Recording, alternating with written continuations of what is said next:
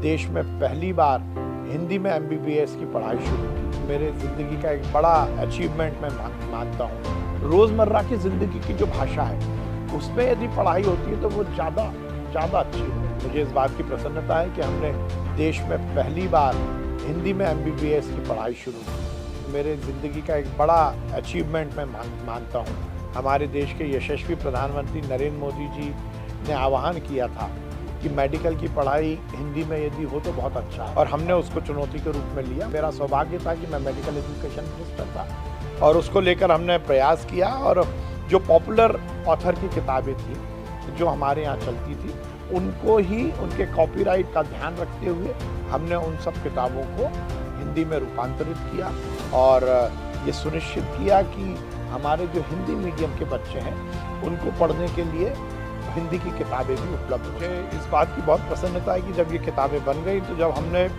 Medical college में कौन बच्चे इन किताबों को चाहते हैं, तो हमें लगता था जो हिंदी मीडियम के हैं वही चाहेंगे।